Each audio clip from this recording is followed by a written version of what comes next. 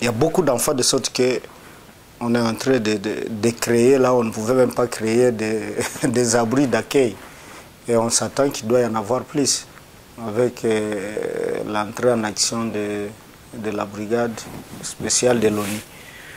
Mais il y en a de plus en plus, que ce soit pour les filles, pour les garçons. En tout cas, je quittais là-bas, on était en train de fouiller partout où est-ce qu'on peut installer une tente, un plastic sheeting pour que les gens dorment là-bas et comment on peut réunifier vite, accélérer la réunification dans les familles. Au cours du trimestre passé, on est parvenu à faire libérer 47 filles. Donc c'est ce qu'on pouvait compter pour toute une année seulement par rapport au nombre de garçons.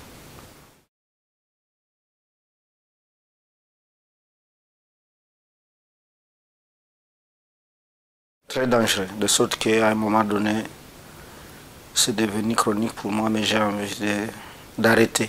Mais comme je vous ai dit, je ne peux plus arrêter. Dans les camps même des FARDC, on est en train de retirer les enfants. Il arrive que nous sommes là toute la journée en train de discuter et vous trouvez ces anciens rebelles là-bas qui se droguent, et qui chargent les fusils et qui disent non, on va tirer sur vous. Et on est avec un officiel de FARDC qui est là-bas, c'est lui qui est le premier à avoir peur. Il dit non mais écoutez, on doit quitter les camps.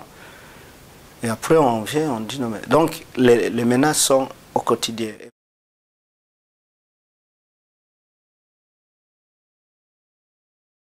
Ce que ça apporte, c'est que c'est beaucoup de choses. C'est beaucoup de choses parce que dans un premier temps, nous on a inspiré beaucoup de principes de travail d'Amnesty International. Tous les documents que publie Amnesty International, que ce soit des rapports de terrain sur la situation des enfants soldats, ça nous inspire, ce sont des enseignants. Et donc on tire beaucoup d'idées pour prendre d'initiatives. En plus, il y a la solidarité que manifestent les enfants partout dans le monde à cause de la mobilisation d'Amnesty International. Donc des enfants ici en Europe et ailleurs qui envoient des lettres de correspondance, des cartes de vœux et des lettres de soutien, non seulement aux enfants, mais aux militants du BVS. Et ça encourage, ça montre que réellement on a beaucoup d'alliés dans ce travail de défense des droits des enfants dans la guerre au Congo. Cette faveur que nous accorde Amnesty International pour venir ici en Europe et faire un plaidoyer, ça aussi c'est quelque chose de très important parce qu'au moins on a un témoignage direct et on pense que ça peut influer sur l'opinion publique et sur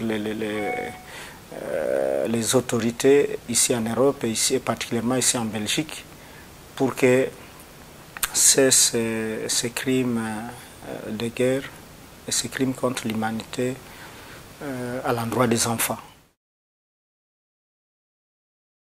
Que je demande à tous les millions de militants d'Amnesty International de tenir parce que leur mobilisation ici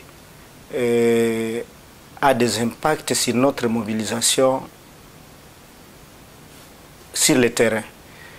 Et donc, je voudrais que Amnesty International, que tous les militants, de génération à génération, puissent tenir et qu'il n'y a pas de limite d'action parce qu'au quotidien, les droits de l'homme sont violés et on a besoin de personnes qui se mobilisent ailleurs au niveau international pour que